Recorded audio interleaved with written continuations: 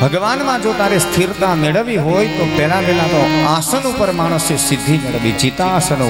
એક આસન ઉપર બેસી એકાગ્ર મનથી ભગવાનની કથા શ્રવણ કરવી. ચિતાસનો, ચિતશ્વાસો. કથામાં બેસીએ ત્યારે આપણા શ્વાસ ઉપર વિજય, લાંબા અને ધીમા શ્વાસે ભગવાન પરમાત્માની કથા સાંભળવી. ચિતશ્વાસો.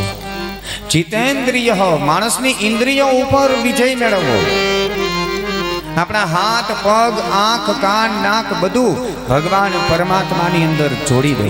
બેઠા હોય આપણે કથાની અંદર, કથામાં આપણું શરીર હોય, બહાર કંઈક હમણાં અવાજ સંભળાય એટલે આપણા કાન દોડીને ત્યાં જતા રહે, આંખ આપણી તે બાજુ જતી રહે, તો સમજવાનું હજી કથામાં આપણી એકાગ્રતા નથી. ચિતાસંગ, સંગ ઉપર વિજય. કથા સાંભળવા માટે બેસીએ ને ત્યારે એવા વ્યક્તિની પાસે બેસીને કથા સાંભળવી જોઈએ કે નિરાતે કથા સાંભળે અને આપણને પણ સાંભળવા દે.